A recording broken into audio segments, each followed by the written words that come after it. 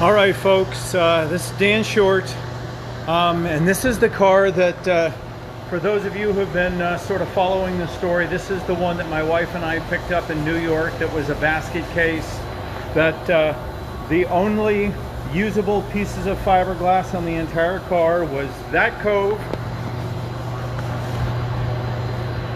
and that cove. That's it. No other usable pieces of fiberglass on the car. At this point, the car is about to go into primer, so what I'm about to shoot it in polyester right now, here in our primer booth, and Eric Pellerin, enchanté de faire votre connaissance. That's the best French I've got, buddy. Hey, so we're about to put this in. We've finished what we call sort of a block zero, but for those of you who've been following it, remember I always talk about gaps and reveal. And remember, this is a car that was just a basket just a basket case. Jeff from Buffalo, New York. Hey, this is a New York car, buddy. So you can see the gaps on this car at this point are quite stupendous. And of course, we're just in our very first block. The hood, closed, take a look at those gaps. This car has come an incredibly long way in the last, I don't know, it's been about 6 months, but in those 6 months, we've done a complete reconstruction of the body. And well, actually, in our body shop today, I just want to point out a few things. This is Wayne. He's been doing a lot of our block zero work, which is the fundamental glass work. And in the body shop today, we've got a 54 Corvette that has had a fairly extensive redo from us. What do you think, Wayne? How were the gaps on this car from the factory? Yeah, they were. They were pretty nasty. Yeah, so we've done extensive work. Hello, Colleen. Let's see, Caesar, Brian, Guaginho, sorry, Kevin, Tommy, Richard. Guys, thanks for tuning in. I apologize for not doing these more often. Kind of stuck doing a lot of work these days. But so we've got a split window coupe, we've got an early C1, and we've got a C3 here. This entire section of the car had been crushed in an accident, and so it is getting completely reconstructed in the ass end. But this is a beautiful tri-power 427 big block car. We found a correct hood for it. These are some cool carbon fiber LS engine covers we're working with. You can see the cars in here. They get very dusty here in the body and primer shop. So we'll close these doors here in just a few minutes. Stephen, Gary, Montigny, Eric from Saratoga, Bob, Tuscaloosa, Alabama. Awesome. Nick, thank you very much. Very cool. Laura, my sister is watching. Laura Jean Hughes. Everybody, her correct pronunciation is Huggies, as all the telemarketers know. But hello, Laura. Thanks for stopping in. So I'll tell you what. I'm going to go ahead and spray this car. I'm going to go ahead and shoot it, get the booth set up, and I will show you this car. So one last quick walk around of it, and then in about an hour, I'll show you the after picture. So don't go too far. So here's the before. You can see, actually, I'm going to go ahead and pop that down. So quick look at the before. A lot of body work, a lot of glass work, a lot of basic blocking work, a lot of reconstruction has got into this car.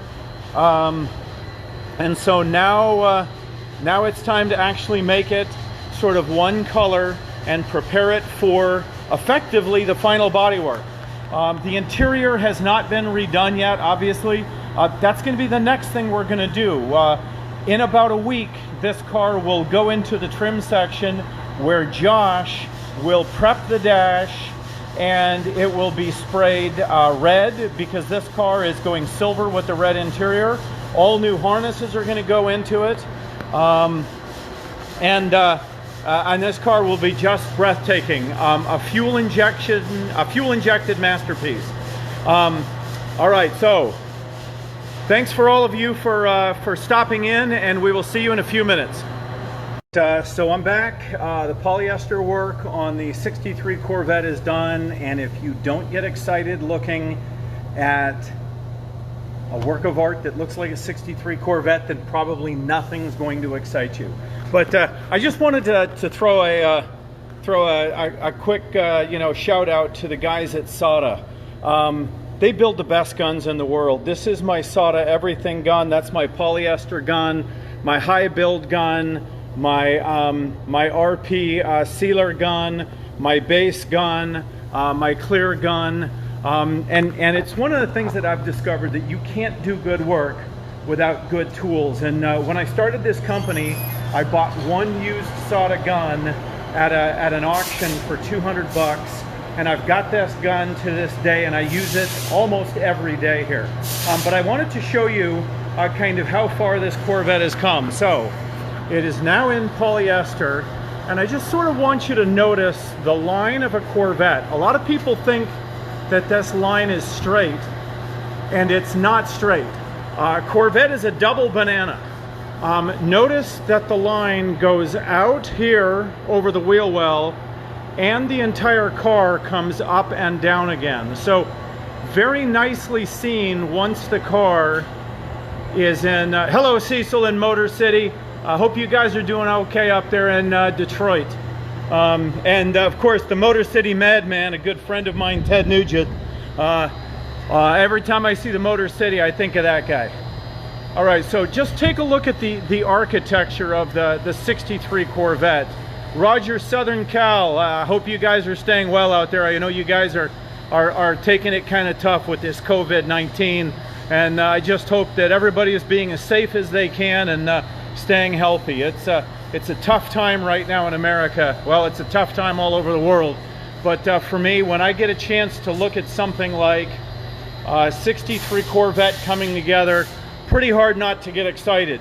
Now, for those of you may have noticed, yes, we are missing the center bar there on the 63. That's got to be added. But I just wanted to give you guys a quick look. You can see there's still a sheen on some of it. The polyester hasn't even dried yet, so that's why you're still seeing a little bit of shading. But you know, how do you not get excited about that? I mean, that shape is just amazing. Yeah, you know, as far as the TV show, a lot of people ask us about that. You know, COVID sort of put a stop to our negotiations, but we were talking with a network about doing a show. Lot to be. If you ask Audrey, what would she say? That's what she said? That's what she said? That's a good thing to say. That's what Audrey always says. So, so yeah, I just wanted to sort of give you guys an update, because in the next week, oh, actually, here's something very exciting. That car, now, for those of you who are like Corvette enthusiasts, what you're about to see here may or may not excite you like it does me, but I want you to see what we've got up here. This is a Corvette Fuelie Z06 authentic chassis. One of the ways you can tell is there's only 7 leaf springs on the rear. I know it sounds counterintuitive, but the high performance suspension had 7 leafs, while the lower performance suspension had 9. Also, this car has the heavy duty anti-sway bar up front. Now, we've done something that all Z06 enthusiasts would say is absolute tyranny. We've done a disc brake conversion, just because this is going to be a car that gets driven all over the country. And having four-wheel disc brakes on a C2 Corvette is just one of those things that I think is never a bad idea. They're lower maintenance. So this chassis, which you can sort of see what we've done with it. It's been painted. The half shafts have been restored. The differential's been restored. It's got a 355 gear in it. An absolutely breathtaking chassis that is going to be dropped underneath this body here in the week to come. The chassis that was under this car was in a little bit rough shape. We're gonna go ahead and repair it at some point in the future, but there was a little bit too much corrosion in some of these spots, and so and you can sort of see just how bad this one is in this section. Since there was that much corrosion in it, we've made the decision to go ahead and hot swap the chassis with another 63 Fuley Z06 chassis, just because, well, you know, when a friend sort of gives you a donation of a Z06 chassis, you don't say no, you take it and you use it. Russ from England, all the best. Jason, thank you very much for the compliment. Matt, guys, thank you so much for tuning in. It's amazing. You guys tune in from South America, North America, Europe, Asia.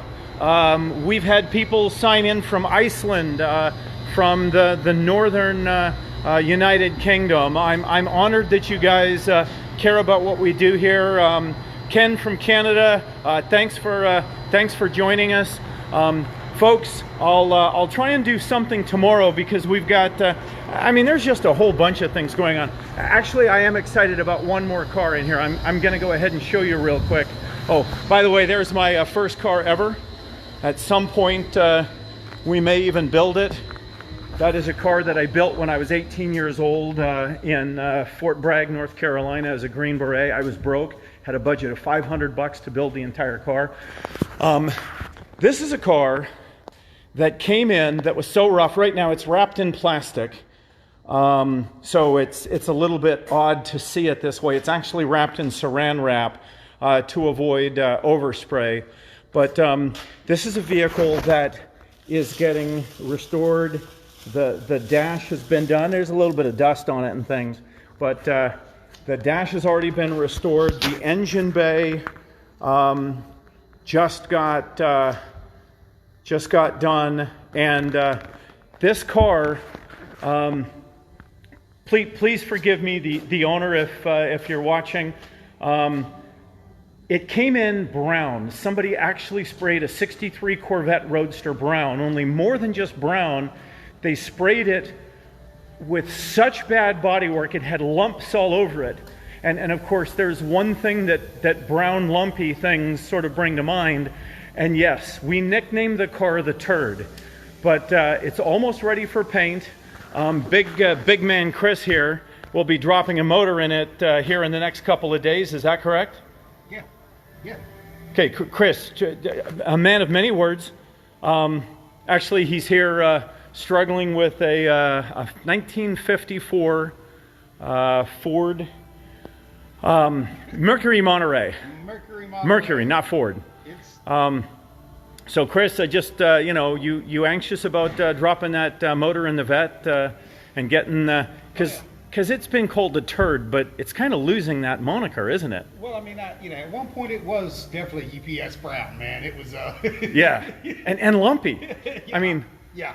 So no longer brown, no longer lumpy, losing its name. Kind of exciting for me. So when will you have the motor in the Corvette? We're looking pretty good. I got to get flywheel turned. Okay. So I think that's the last piece I need. The customer supplied a clutch. All right. I don't know if I want to use it though. I'll let you look at it. Getting kind of old. It long in the tooth. It's the old pressure plate and a new disc, and I never liked to do No, I want a new pressure plate on it. I want Okay. Yep. Otherwise, we're going to get a little chatter, or we're going to get some sort of feedback. But I've had that motor running, and it runs good. And you know, I had the transmission apart, and it all looks good. So by this time next week, we'll probably be wheeling that car. Yeah, outstanding, outstanding. And I'm looking very, very forward to that. I'm looking for Johnny right now. He is beating his head against the wall with this Ferrari. It has been just a butt-kicking experience for him to try and get this 1968 Ferrari breathed back to life. Every single part on a Ferrari costs somewhere between 10 and 100 times as much as it should. Quick pet project here, twin turbo LS. What do you know, huh? I mean, yeah, another split window, and another split window. Yeah, we're kind of crazy around here for split window Corvettes, Mustangs, Camaros from California. 57 Corvette barn find that we pulled a dead possum out of last week. Yes, we did. Honest to God, a full possum. The 1980 Firebird. Yeah, we traditionally don't do cars that late, but we made an exception in this case. Pete's a good guy and he's local, so we're working with him. All right, folks. Look, I'm going to sign off. Thank you for all the shout outs. Guys, stay in touch. I swear I need to do these more often. Send us some messages on Facebook and say, Dan, quit being a lazy piece of crap and do some more Facebook Live videos. Wayne, any final words for the folks watching in? Bye. Bye. Okay, well, that pretty much says it all. Thanks, Wayne.